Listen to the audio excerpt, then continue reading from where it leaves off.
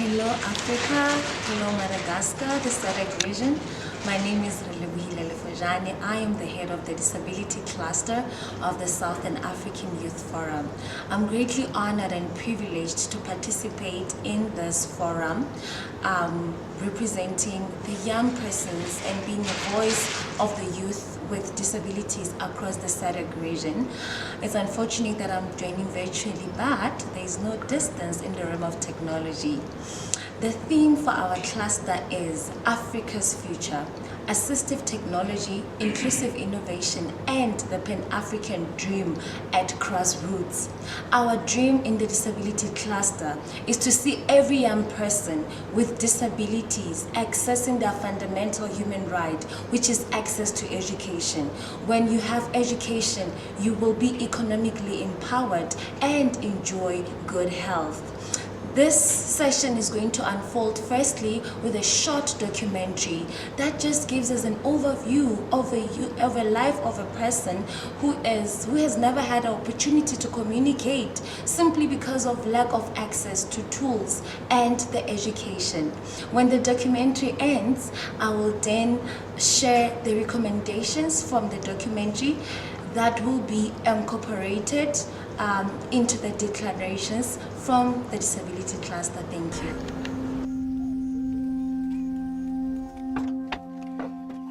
Patrick Otema is 15 years old.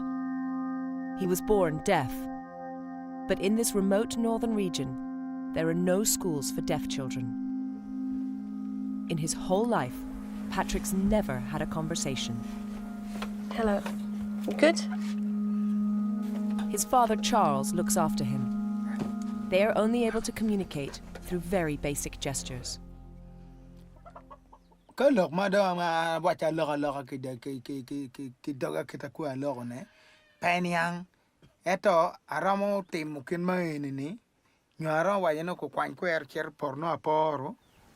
been sitting here talking about Patrick in front of him, and while he's been watching us, he doesn't understand what we're saying. It feels almost rude. But this is what Patrick's life is like all the time. I'm here with someone who wants to change all that. Raymond Okello is deaf himself and a sign language teacher. Do you think he could learn sign language?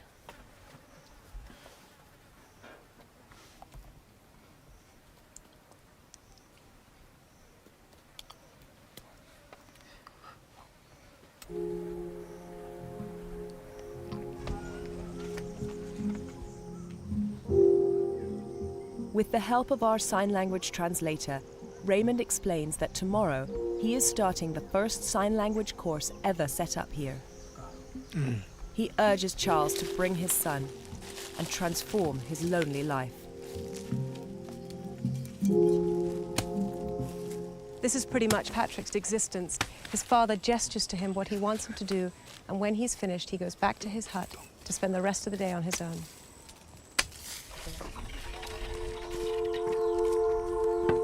Patrick's fate is not unusual. The majority of deaf people in sub-Saharan Africa have never been taught sign language. Unable to communicate with others, they are trapped in their own minds. I really hope he makes it to the sign language course tomorrow, but I think that for him, it'll take a lot of courage just to leave the village.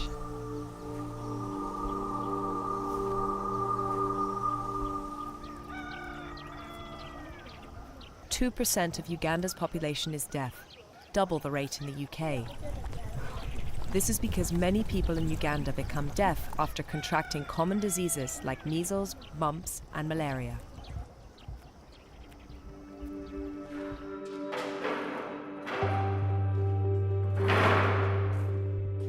Raymond became deaf as a child after a bout of malaria. 6 months ago, he traveled to the capital for intensive training in sign language. Now he's back with a mission. Raymond, this is the first time you're going to be teaching sign language to others. Are you nervous?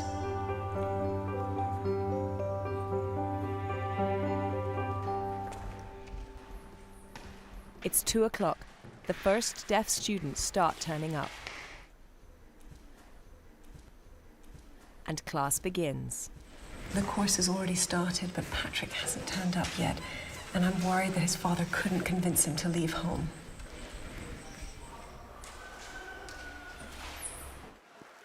A few minutes later, Patrick arrives.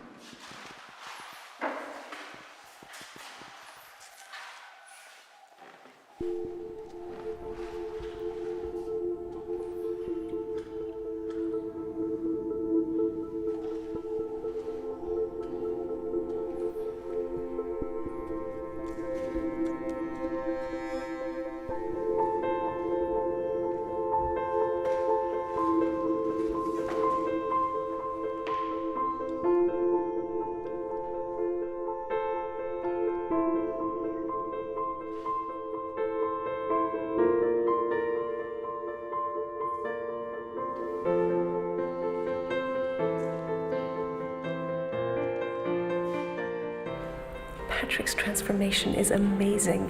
It's almost impossible to believe it's the same boy we met yesterday.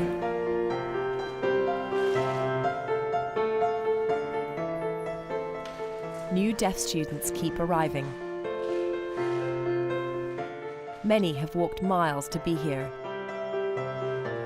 There's a 9-year-old boy and an 80-year-old woman.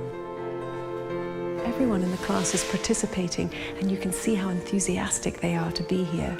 This really is the first time they've been taught how to truly communicate. Relatives are here too. Mothers, fathers, sisters and sons who want to be able to chat with their loved ones.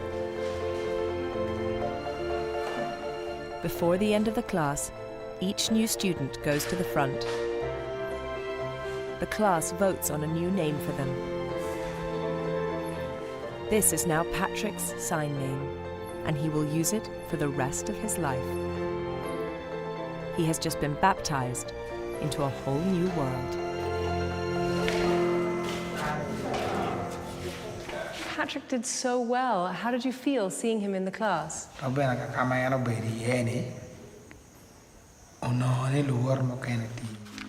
Patrick still has a long journey ahead, but today was the crucial breakthrough. Raymond urges him to practice the alphabet at home and to return tomorrow. It was amazing to watch. People were paying so much attention to you.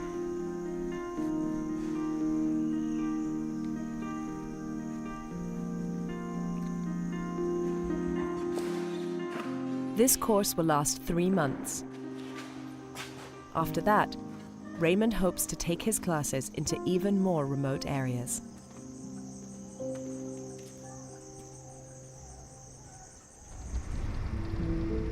The best way to learn sign language is at school, starting from an early age. So I head south to Chegegwa to see a deaf school in action.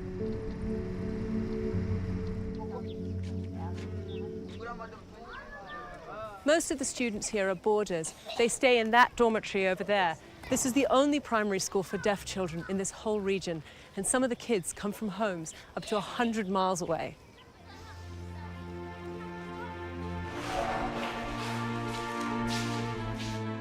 The school is run by head teacher Grace Ampere. This morning, she's teaching a class for children who joined the school this year. That boy there sitting in the back, his name is Peter. He's 11 years old and today is his first day. He knows no sign language whatsoever.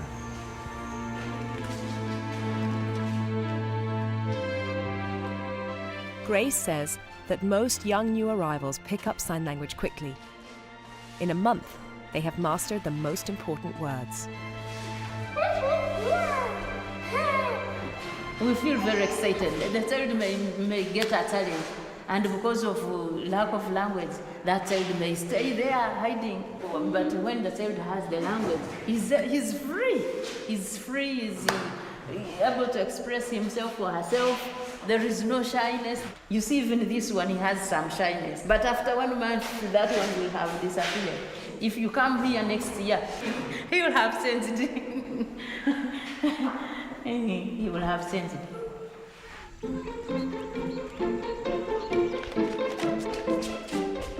It's time for lunch. It's in the cafeteria that this place really comes alive with conversation. There's hands moving everywhere. And in a way, this place is really loud right now.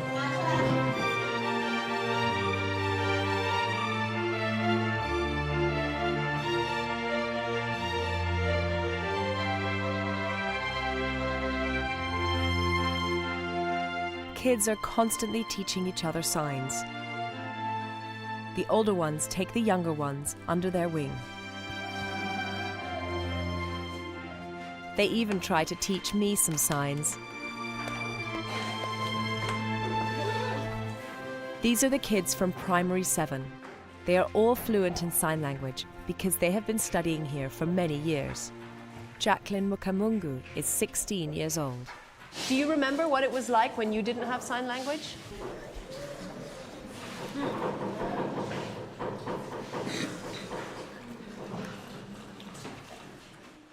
She tells me many students prefer being at school than back in their villages, where there's great stigma surrounding deafness.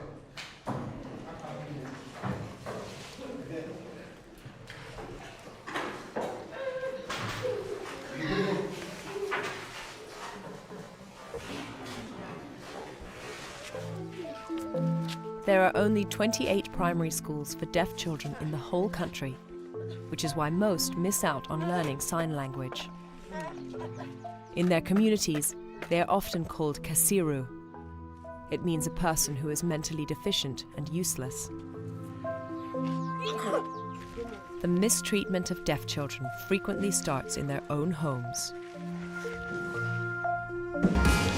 Wow, thank you for watching the documentary. I hope it was very insightful and you were able to draw some key lessons on the power of education, you know, the basics of sign language, how much it can transform the life of a youth. So we are quickly going to unpack that documentary, but still relating it to the theme of our session, which is Africa's future, assistive technology, inclusive innovation, and the Pan-African dream at crossroads.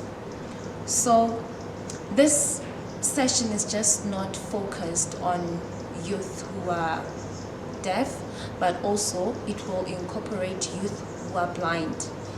And education is a fundamental role, or it's a fundamental factor, because we are building up on the theme from the 6th Southern African Youth Forum that was themed under education, and one of the key recommendations was the emphasis on the importance of inclusive education for persons with disabilities. The declarations guide us as the cluster on what to do next. So we've escalated that topic on a global stage. In Taiwan, February this year, we had a side session where we were unpacking that conversation with policymakers, with researchers, and with youth with disabilities as well. I will now be sharing some of the recommendations from that from the RightsCon participation, which will also now feed into the declarations of this year. Again, I emphasize inclusive education is a fundamental right, and yet unfortunately many young people with disabilities, particularly the deaf and the visually impaired, still face significant barriers to accessing quality learning opportunities. And this is mostly common in the developing countries. Now, the innovation, you know, in the Pan-Africanism context is artificial intelligence in inclusive education. The Continental Artificial Intelligence Strategy, which was adopted in July 2024 in Accra, Ghana, marks a significant step in Africa's journey toward leveraging AI for socio-economic development. This strategy aligns with the African Union's Agenda 2063, which emphasizes inclusivity, diversity, and human rights. AI-driven innovations hold great potential to enhance education for persons with disabilities through various tools. For students with visual impairments, those tools will include language translation services, which are AI-powered tools that can convert text into Braille, and also voice assistants, which are AI-driven voice assistants that help visually impaired learners to navigate digital content through their voice commands.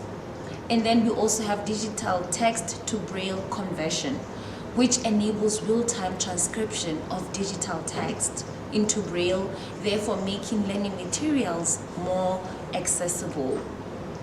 And for students with hearing impairments, the following tools are very important. Speech-to-text systems, which are also AI-powered captioning tools that transcribe spoken words in real time, aiding students in following lessons.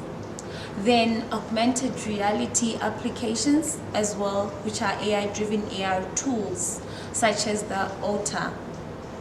And then the virtual learning platforms are AI-based platforms like the UN FCCC Learn Portal, which offers accessible educational resources for students with disabilities. You know, in as much as we have all these innovative tools that have the potential to be an equalizer for youth with disabilities, we also have, however, challenges and policy considerations. And these are mainly affordability, accessibility, and adaptability. With affordability, the thing is, many AI tools remain financially out of reach for individuals and institutions in developing countries. Governments must allocate resources to subsidize these technologies and ensure accessibility for all. And then adaptability, assistive technology should be adaptable to different languages, cultures, and educational systems in order to maximize its impact. Whilst with accessibility, our digital tools must be designed with inclusivity in mind, incorporating features such as screen readers, Braille technology, and high contrast models, and text-to-speech capability. Okay, so moving forward, I would like to recommend the key actions for the SADC region in order to manifest our Pan-African dream at the grassroots level for persons with disabilities. Integrating assistive technology into national education policies is very important. Governments ought to mandate the inclusion of digital accessibility tools in schools. Secondly, the training of educators in inclusive teaching methods is also highly recommended. Teachers ought to be equipped with the skills necessary to support the students with disabilities. In addition, the strengthening of regional collaboration. Member states must share best practices and jointly develop strategies for implementing assistive technologies. And my last submission is the fostering of public-private partnerships between governments and tech companies, while the civil society will play a key role in scaling up digital accessibility solutions. And in conclusion, I said that we are the youth in the poem that I made earlier. We are burning with the fire of innovation. This is a very great fire of innovation from Dr. Molorihe. So we are the youth burning with the fire of innovation to promote our inclusive Pan-Africa for persons with disabilities. Dr. Molorihe Ramulumo, a researcher from Northwest University, is currently working on a game that is meant to improve learning in math and in STEM for children from the ages of 4 to 6. The beauty about this game is the innovation of it, that children can also learn through movies, but most beautifully, even children with who are deaf and have a visual impairment can also benefit from this game. This is what I'm talking about, the innovation from the youth. So we are looking forward to more researchers like her and many more innovations in order to fulfill our Pan-Africanism dream. Thank you.